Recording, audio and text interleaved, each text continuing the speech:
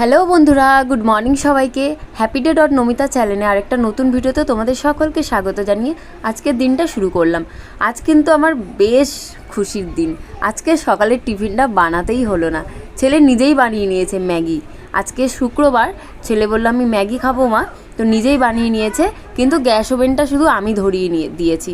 আমি ঘরে থাকলে ওকে ধরাতে দিই না, আমি ধরিয়ে দিই। আর বাচ্চা তো কি না কি অসুবিধা হতেই পারে। আমি আবার জিজ্ঞেস করছি যে কেমন বানিয়েছিস ম্যাগিটা, বলছে ভালো বানিয়েছি ভালো।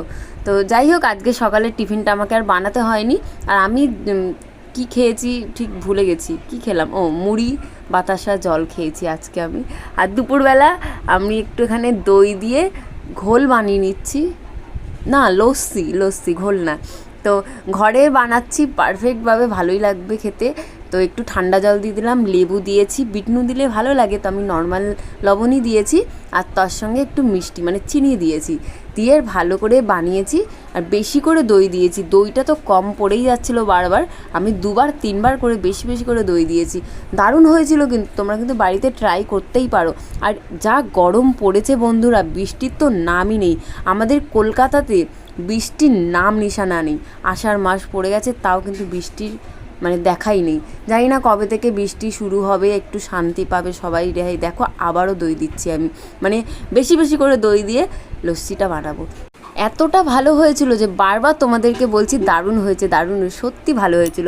তো ছেলেকে দিয়ে দিলাম কাপের মধ্যে করে, তো ছেলে খেয়ে বলেছে ভালোই হয়েছে। এখন এই জামা কাপড়গুলো গুছিয়ে নেব, এই যে সব জামা কাপড়গুলো গুছিয়ে ওই উপরটায় রাখবো। হ্যালো বন্ধুরা, এই দেখো কত কিছু হয়েছে মুখে গরমে। এখানে একটা, এখানে একটা, এখানে একটা। বৃষ্টির তো নামই নেই, এই টাইমে কত বৃষ্টি হয়। আমাদের ঘরে না লাইটের সংখ্যাটা কম আছে, ওই জন্য দিনের বেলা আর রাত্রিবেলা একটু অন্ধকারই লাগে, ঠিক মতন ভিডিওটা করা যায় না। কিন্তু তোমরা একটু ম্যানেজ করে নিও, আমার পাশে থাকো। হ্যালো বন্ধুরা, এখন আমি রুটি বানাবো শাশুড়ির জন্য। আর দুপুরবেলার ভাত ডাল আর আলু পোস্ত আছে, ওটাই আমাদের হয়ে যাবে রাত্রিবেলা।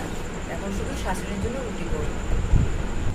4টে রুটি বানিয়ে নিয়েছি, শাশুড়ি 3টে খাবে আর একটা যদি কেউ খায়।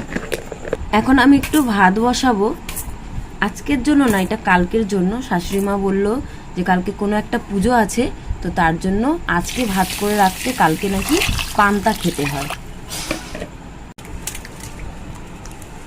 শাখাটা বেড়ে গেছে, তো আজকে বা কালকে বড়মশাই নিয়ে আসবে। তোমাদের সঙ্গে কথা বলতে বলতে চালের মধ্যে আলুগুলো দিয়ে দিয়েছি। আর তার জন্য চালটা কতবার ধুতে হলো, আগে আলুটা ধুয়ে নিয়ে তারপর চালে দিলে এত অসুবিধা হতো না। তো ভিডিওটা ভালো লাগলে লাইক শেয়ার